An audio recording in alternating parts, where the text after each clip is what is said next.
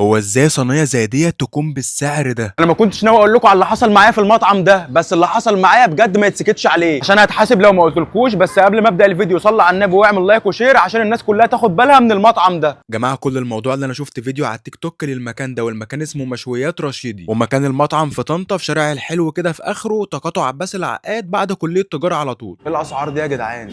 مستحيل تكون الحاجات ديت. يعني بصوا ايه الاسعار دي. فين صاحب المطعم ده؟ ده صاحب المطعم. تعالى يا باشا كده ثانيه واحده. انا بص، انا مش هاكل اي حاجه غير لما اشوف كل حاجه قدامي وهي بتتعمل. يا باشا احنا عنينا، احنا شغلنا كله قدام الناس. احنا شغل الحمد لله براعي ربنا فيه، اللي باكل مني باكل بيتي مني. الحاجه كلها معموله قدام الناس، بلدي وفراخ فريش الحمد لله يوم بيوم. وتعالى شوف ده بعينك، يلا بينا. كله بلدي.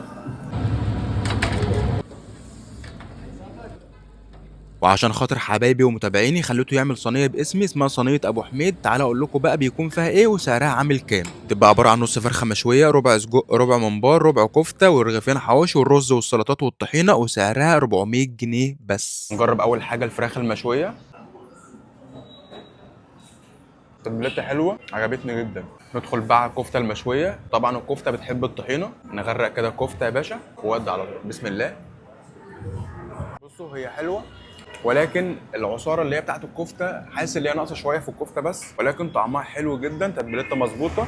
هي بس لو كان سنه الدهنه او السمين اللي هم بيحطوها عليها كده كانت هتبقى في حته ثانيه خالص. نخش بقى على الممبار، نقطع حته كده. بسم الله. رايق يا جماعه والله، تحس ان انت بتاكل ممبار في البيت. نجرب بقى السجق ده. ده الحشو اللي جوه اهو. بسم الله. يعني طعمه مقبول عامه. نجرب بقى الحواوشي. طبعا الحواوشي لازم مخلل معاه، حته خيار مخلل. يبلع بقى بشويه ميه سلطه.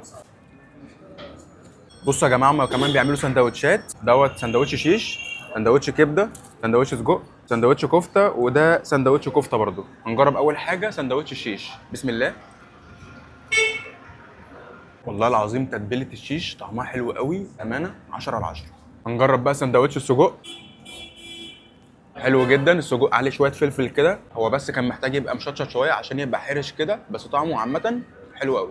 نخش بقى على اخر حاجه خالص، وهو سندوتش الكفته. بيبقى فيه صباع كفته كده مع الطحينه مع الطماطم المتقطعه. وودي يلا يا باشا. بسم الله. شغال حلو قوي. شويه رز مع الدقوس مع حته الفراخ. بسم الله. عالميه. هو بيعمل كمان طاجن سجق يا جماعه، بيبقى بالبصل كده والفلفل والطماطم. بسم الله. ناخد حته كمان. ده بقى طاجن البشاميل. هناخد معلقه كده. الطاجن ده حلو عجبني. وبس كده. انا ابو حميد يا جدعان. المطعم ده